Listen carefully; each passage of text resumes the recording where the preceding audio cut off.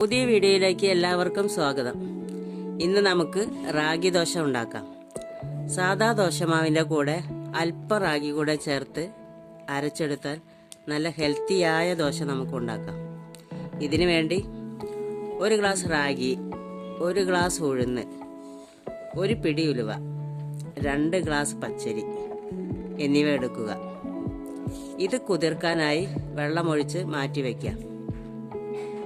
ഏകദേശം 6 മണിക്കൂർ കഴിഞ്ഞ് ഇതെടുത്ത് നമുക്ക് അരച്ചെടുക്കാം.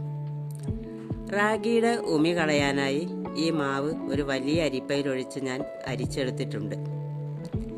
ഇങ്ങനെയുള്ള മാവാണ് നമുക്ക് ലഭിക്കുക. ഇത് ഒരു ഓവർനൈറ്റ് ഫെർമെൻറ്റ് ചെയ്യാനായി വയ്ക്കാം. രാവിലെ എടുത്ത് നമുക്ക് ചുട്ടെടുക്കാം.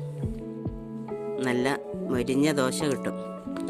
നോക്കൂ, നല്ല സോഫ്റ്റ് ആയിട്ടുണ്ട്.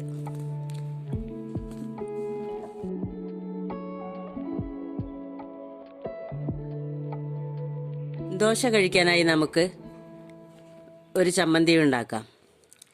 മിന്റ് ചമ്മന്തി. അതിനായി പച്ചമുളക്, വെളുത്തുള്ളി, ഇഞ്ചി, മല്ലിച്ചപ്പ്, പുതിന, പാകത്തിന് ഉപ്പും ചേർത്ത് അരച്ചെടുക്കുക. ഇതിലേക്ക് അല്പ തേങ്ങയും തൈരും ചേർത്ത് ഒന്നുകൂടി അരയ്ക്കുക. സൂപ്പർ ചമ്മന്തി റെഡിയായി. ഇത് ദോശയുടെ കൂടെ കഴിക്കാൻ പറ്റിയ നല്ല ഒരു ചമ്മന്തിയാണ്. അടുത്ത വീഡിയോയിൽ വീണ്ടും കാണാം.